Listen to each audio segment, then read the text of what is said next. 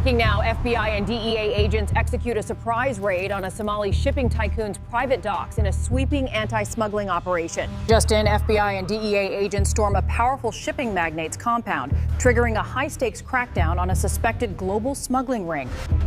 Breaking tonight, federal agents from the FBI and DEA launch a coordinated raid on a Somali shipping tycoon's luxury estate.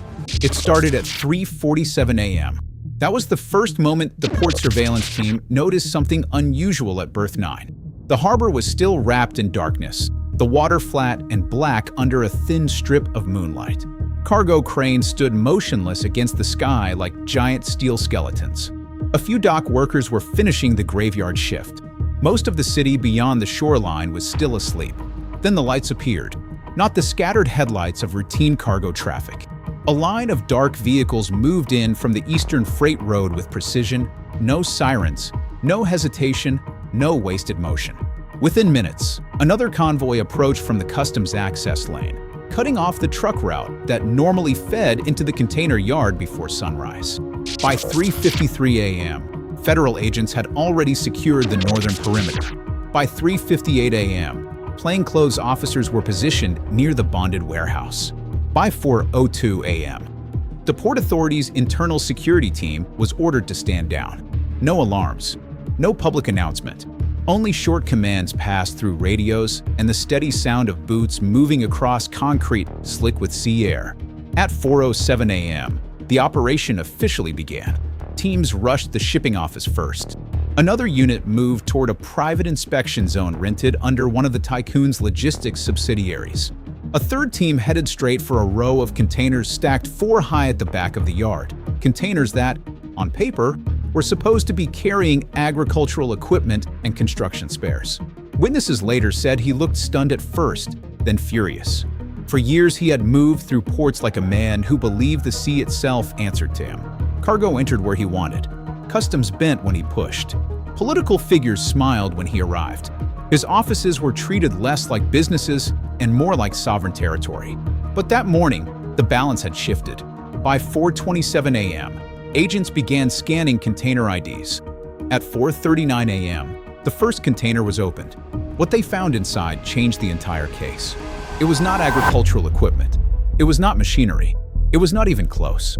Behind a front layer of low-value declared cargo sat hidden compartments, professionally built into the internal structure of the container walls and flooring. Packages were wrapped, stacked, coded, and labeled for distribution. Some were narcotics. Some were precursor chemicals. Some contained high-value contraband tied to black market transport routes spanning multiple borders. And tucked behind the rear section of one container were ledgers and transfer codes linking shipments to a much wider trafficking network. At 6:03 a.m., the first internal estimate of the smuggling network's value was spoken aloud inside a command vehicle parked near the harbor fence. $120 million. That was the scale investigators believed they were looking at. Not one dirty shipment, not a handful of corrupt deals. A network, structured, layered, international. And the raid now unfolding at the port was only the visible edge of it. By 6:20 a.m., sunrise was beginning to spread over the cranes and container stacks. Workers stood at a distance, whispering. Truck drivers waited in stalled lanes, watching agents move from one box to another with scanners, cutters, and evidence tags. By 6:47 a.m., news had started leaking into the city. By 7:05 a.m., rival business figures were already making calls. By 7:19 a.m., officials connected to customs and port clearance were being told not to leave their homes. And by 7:40 a.m., the once untouchable shipping compound that anchored the Tycoon's reputation had become a crime scene. That was the morning the empire cracked. But like most collapses of this size, the story did not begin at the moment of the raid. It began years earlier, when the Tycoon learned how to turn geography into power. He had not started as a public figure. He had started as a mover of goods, small contracts, regional freight, import coordination, storage yards, fuel shipments, repair parts, then bigger contracts, then government-linked transport, then private security relationships, then influence. By the time his name carried weight in business circles, he controlled not only vessels and trucks, but timing itself. He knew which cargoes moved fast, which officials needed favors, which paperwork slowed scrutiny, and which routes allowed goods to disappear between jurisdictions. Publicly, he was presented as a builder, a businessman, a maritime success story. He sponsored local events. He appeared in photographs beside ministers and trade officials. He spoke about modernization, port efficiency, job creation, logistics reform, regional development. He dressed like legitimacy. He talked like stability. And because shipping is complicated by nature, most people never looked closely enough to understand how much power was hidden inside the flow of containers. That was his advantage. A container is one of the most ordinary objects in modern trade. It is also one of the easiest places in the world to hide something when enough people are being paid not to see. Investigators would later say that the Tycoon's network thrived because it blended illegal cargo into the exhaustion of legitimate commerce. Thousands of containers moved through the system. Manifests changed. To insiders, it was a business model. According to the case file, suspicion first intensified when multiple international enforcement agencies began cross-referencing seizure data from separate ports. Small busts in different countries kept circling back to the same shipping identifiers, the same freight brokers, the same insurance patterns, and the same documentation chain. Investigators had another word for it: control.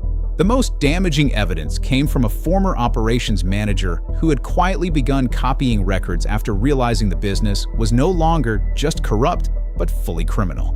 He described a two-ledger system, one for declared commercial trade and another for sensitive shipments known only to trusted handlers. Certain containers were marked with harmless-looking internal codes that determined whether they would move normally, be diverted, or receive special handling. Drivers never saw the full chain. Warehouse teams never saw the financial side. Customs contacts only knew their section. Each person handled one piece and stayed blind to the whole. Except the Tycoon. He saw the whole thing. That is what investigators came to believe. He knew which container numbers mattered. He knew which seals had to be swapped.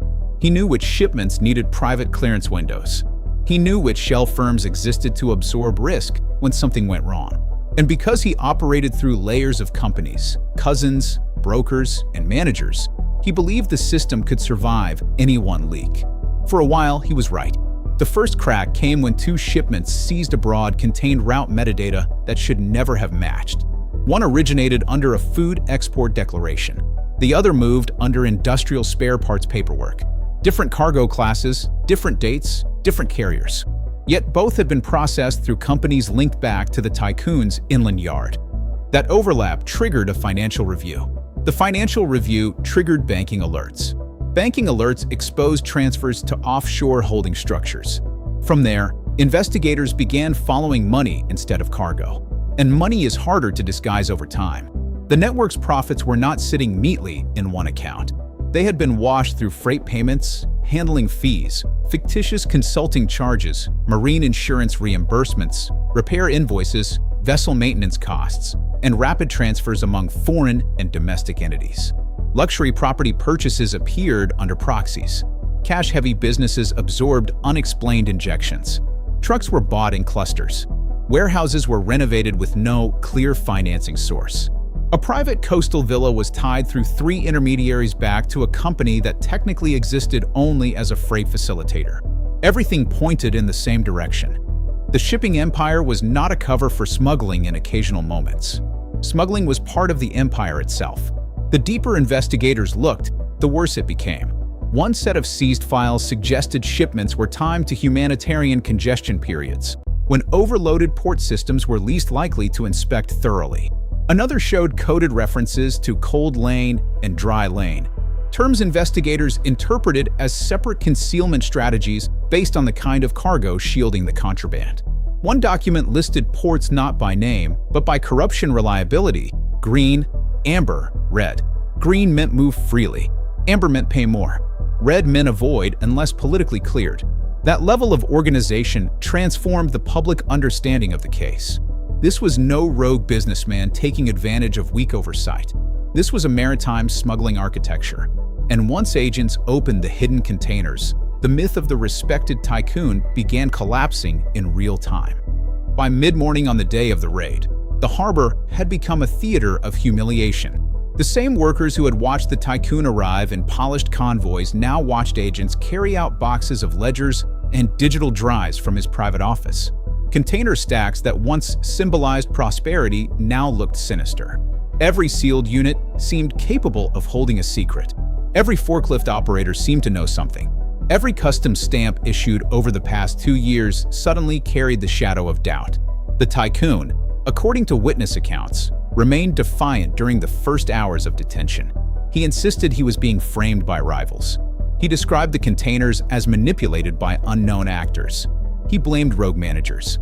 He accused foreign agencies of trying to weaken Somali business power under the cover of anti-trafficking enforcement. But that defense weakened as the evidence spread.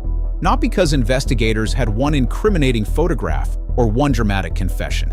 Because they had systems, duplicate manifests, private container maps, routing changes approved through trusted lieutenants, account transfers matching high-risk shipment windows, messages between handlers discussing clean fronts and deep loads, and most devastating of all, multiple containers physically built for concealment in patterns too consistent to be accidental. A business this large does not repeatedly ship hidden compartments by coincidence.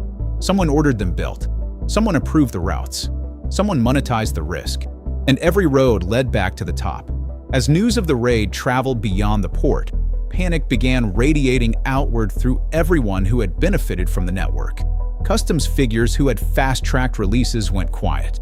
Freight agents stopped answering calls. Brokers erased messages. Some clerks suddenly claimed they did not remember signatures that had passed across their desks for years. Political contacts tried to distance themselves, saying the Tycoon's private dealings had nothing to do with the state. But investigators knew better. No network moving $120 million in hidden cargo survives on business skill alone. It survives because people with authority create blind spots. That was the next stage of the investigation. Who in customs protected the movement? Who inside port management authorized unusual access windows? Who in finance helped clear suspicious transfers? Who in politics leaned on inspectors to stop asking questions? Because every smuggling empire of this size has two engines: logistics and protection. The Tycoon handled logistics. The raid was designed to expose protection. That is why the consequences reached far beyond the harbor. Legitimate traders suddenly faced scrutiny. International carriers reviewed their exposure. Insurance partners reconsidered contracts. Donors and regional security officials worried that the same network transporting contraband may also have facilitated movements far more dangerous than undeclared narcotics or counterfeit goods. Once a port is compromised at this level, every container becomes a question mark. And the human cost, as always, spread wider than the headlines. Smuggling at this scale corrupts officials, destabilizes trade, fuels violence, and distorts entire local economies. Honest businesses get crushed by networks that bribe their way past regulation. Workers are forced into silence. Young men are recruited into dangerous transport chains because smuggling money arrives faster than legal wages. Ports meant to connect a nation to lawful commerce become corridors for criminal power. That was the true significance of the raid. It was not just about catching hidden containers. It was about proving that an empire built in public could operate as a trafficking machine in private, and that the line between respectable commerce and organized crime had been deliberately erased. As evening fell on the same day, evidence teams were still cataloging the contents of seized containers. Digital forensics units were tracing messages across phones and laptops recovered from the office. Financial investigators were freezing accounts connected to freight firms, warehouse subsidiaries, and suspected shell importers. More warrants were expected. More arrests were likely. The Tycoon's name, once spoken with admiration in port circles, was now attached to something darker. One of the largest smuggling cases ever linked to a Somali shipping network. And yet, even with the containers opened, the accounts flagged, and the offices seized, one question still remained. Was the Tycoon the architect of the whole network? Or merely the most visible kingpin in a chain stretching far beyond one port, one company, and one morning raid? Because that is how stories like this unfold. At 3:47 a.m., the harbor looked calm. By 4:39 a.m., the first hidden compartment had been exposed. By 6:03 a.m., Investigators were staring at a $120 million smuggling map. And by the end of the day, a man who had ruled the docks like a commercial emperor was facing the collapse of everything built behind his spotless image: private yards and sealed steel containers. The cranes were still standing. The water still moved. The ships still waited offshore. But after that morning, nothing at the port looked ordinary anymore. Because once agents reveal what was hidden inside the containers, everyone starts asking the same question about every shipment that came before it: what else got through?